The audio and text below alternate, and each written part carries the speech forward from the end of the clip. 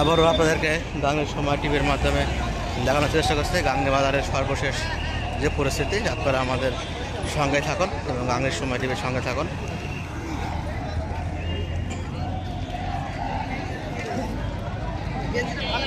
শেষ মুহূর্তের যে অবস্থা সেটা তাদেরকে দেখানোর চেষ্টা করছে গাংনী সময় টিভির মাধ্যমে। জানান ইতিমধ্যেই কিন্তু মিন্টু সাহেবের অফিসের সামনে অগ্নিসংযোগ করা হয়েছে।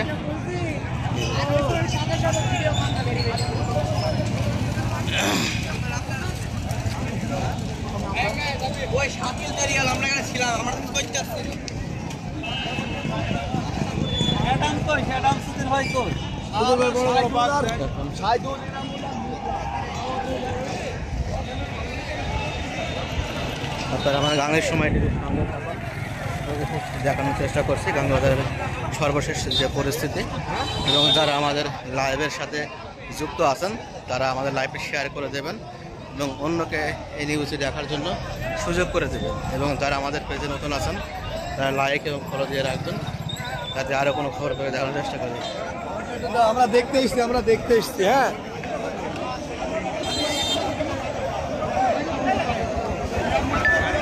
দেখতে পাচ্ছেন বর্তমান যে পরিস্থিতি দেখানোর চেষ্টা করছি। গাড়িগুলো দেখো, গাড়িগুলো দেখেছি এর আগে জিজ্ঞেস করে আবার দেখো। এবং এখানে আপনারা জানেন যে কিছুক্ষণ আগে কিন্তু এখানে কিছু গাড়ি ভাঙচুর করা হয়েছে এবং সেগুলো যদি আপনাদেরকে দেখাই নিউজের মাধ্যমে। অনেকগুলো গাড়ি কিন্তু ভাঙচুর করা হয়েছে এখানে বক্তব্য।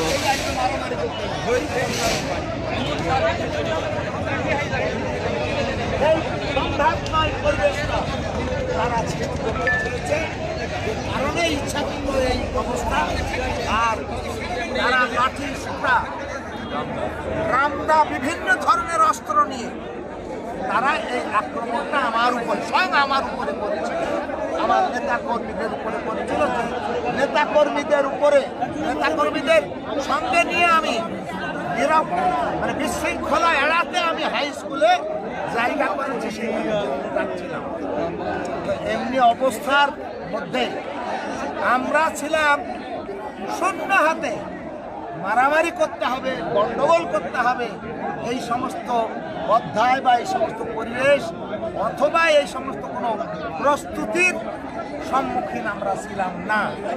যদি থাকতাম তাহলে কি হতো সেটা পরের মামলা। তবে আমরা বলতে চাই দলের স্বার্থে আমরা কাজ করছি, দলের স্বার্থে কাজ করব। তারা হাইকমান্ডের এই দেওয়া মনোনয়নকে তারা ভুয়া বলেছে এবং এই অবৈধ মনোনয়ন মানি না এই বলে গত কাল থেকে স্লোগান তারা তুলেছে। আপনারা নিজেরাও জানেন, এটা আমি আপনাদেরকে সাক্ষী মানলাম। বন্ধুরা আমাদের অফিস ভাঙচুর হয়েছে, মোটর সাইকেলগুলো আপনারা নিজেরা দেখতে পাচ্ছেন। আমাদের লোকজনের মোটর সাইকেল নিয়ে তারা এসেছিল।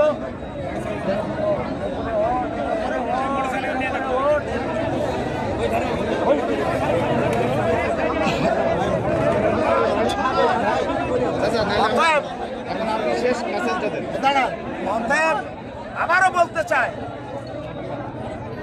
বলতে চাই দল মনোনয়ন দিয়েছে আমাকে, আমি আবারও হাজার প্রচেষ্টার মধ্যে দিয়ে আবারও প্রতিহিংসার মধ্যে যাব না। আবারও আহ্বান করব তাদেরকে শান্তি শৃঙ্খলার মধ্যে দিয়ে আমরা একে অপরের সহায়ক পরিপূরক শক্তি হিসাবে ধানের শীষের ভোট করে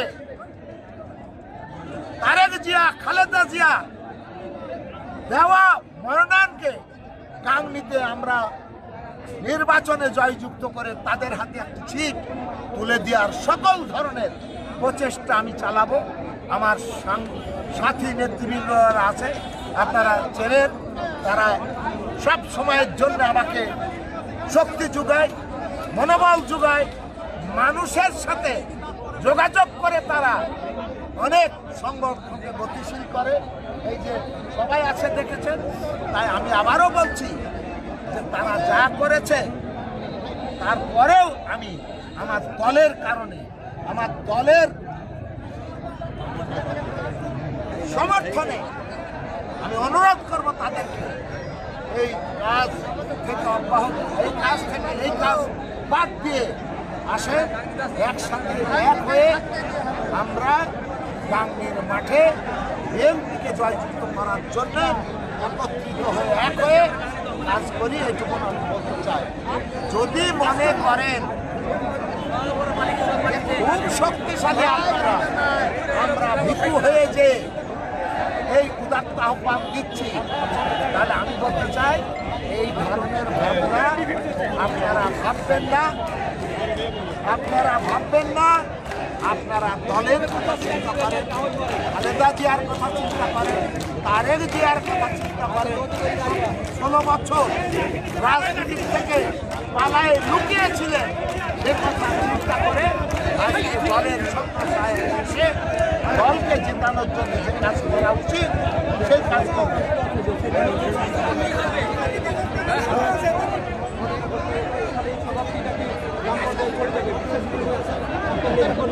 আমি আমার নেতা কর্মীদেরকে আবারও বলতে চাই গতকাল থেকে আপনারা জানেন আমি চুপ করে না, মাইক দিয়ে এখানে বলেছি যে আপনারা কেউ কারোর সাথে বিবাদে জড়াবেন না। কেউ যদি বিবাদে জড়িয়ে আমাদের নেতা কর্মীকে ঘায়েল করতে চায়, তাহলেও আমি বলবো যে তোমরা সাবধানতা অবলম্বন করো। দেশ নেত্রী বেগম খালেদা জিয়া, তারেক রহমান, জাতীয়তাবাদী দল বিএনপি ধানের শীষের মনোনয়ন আমাদের পক্ষে অর্থাৎ এই অফিসের পক্ষে দিচ্ছে। অতএব আমরা চাই শান্তিপূর্ণভাবে প্রত্যেককে সঙ্গে করে আমরা এই ধানের শীষের নির্বাচনের এই আমরা আগ্রহী। সকলকে আহ্বান জানাচ্ছি এই কারণে যে আসেন একসাথে এই যে ভুয়া বলে, এই অবৈধ বলে, মালিক বলে, তারেক জিয়াকে গালি দিয়ে এই করে যদি আমরা অবস্থান করবো, আমরা এখানে অবস্থান করব, কোনো প্রতিহিংসার মাঝখানে আমরা যেতে চাচ্ছি না। পাল্টা আক্রমণ যদি হয়, আপনারা দেখছেন কতগুলো মোটরসাইকেল ভাঙা হয়েছে, আমরা কিন্তু ওইখানে যে এইগুলো করি না। যাই হোক, তারপরে বলতে চাই তাদেরকে উদাত্ত আহ্বান রাখতে চাই, আপনারা আসেন। আমিও উদাত্ত আহ্বান রাখছি, আপনারা আসেন অথবা আমাকে ডাকেন, যেখানে ডাকবেন আপনারা, আমি আপনাদের সাথে বসবো, আলোচনা করব, সমঝোতা করব, হিন্দু যাবতীয় অবসান করব, সকলে মিলে ধানের শীষে একসাথে ভোট করব, এই প্রত্যাশা ব্যক্ত করে আমি আমার নেতাকর্মীদেরকে নিয়ে এখানে অবস্থান করে কিছু সময় পরে আমরা। আচ্ছা, আর একটা ছিল, দল তো আপনাকে মনোনীত করছে, যারা দলের সিদ্ধান্তের বাইরে দলের এই সিদ্ধান্তকে ভুয়া বলে স্লোগান দিচ্ছে, আপনার পক্ষ থেকে দলের কাছে তাদের বিরুদ্ধে কোনো পদক্ষেপ, আপনার কাছ থেকে কোনো দলের কাছে তাদের বিরুদ্ধে কোনো কিছু লিখিত অভিযোগ করবেন কিনা বা প্রশাসনের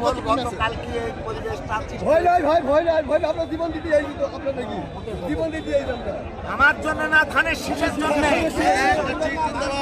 আচ্ছা, আপনি যে প্রশ্ন করলেন সেই প্রশ্ন হলো কি জানো প্রশ্নটা? দল যে আপনাকে মনোনীত করছে হয়ে গেছে, আমার বিরুদ্ধে কি বললো আমি গতকাল থেকেই বলছি, যেটা বলে আমার নেতা কর্মীদের কোনো ধরনের বাদ প্রতিবাদ করবেন না, সকলে মিলেমিশে কাজ করার চেষ্টা করে, আমাদের কারোর প্রতি কারোর পরিবর্তন নেই। অতএব দেখবো আরো কিছুদিন অনুরোধ করে তাদের, এই যে আজকে আপনাদের মাধ্যমে যে উদাত্ত আহ্বান জানালাম, তারা যদি আমাকে বলে অমুক জায়গায় আসেন আপনার সাথে বলবে, আমি সেখানেই যেতে রাজি আছি, আপত্তি নেই। তার একটি মূল কারণ হলো, এটা হলো দেশনেত্রী বেগম খালেদা জিয়ার পরিশ্রমের ফসল, তারেক জিয়ার পরিশ্রমের ফসল, বিএনপির পরিশ্রমের ফসল। 17 বছর কথা বলতে পারেনি, এই আন্দোলন সংগ্রামের মধ্যে দিয়ে এই অবস্থার সৃষ্টি হয়েছে। আর এর জন্য যদি কারোর কাছে খাটো হতে হয় মনে হয়, আমি সেটা নিজে হতে চাই।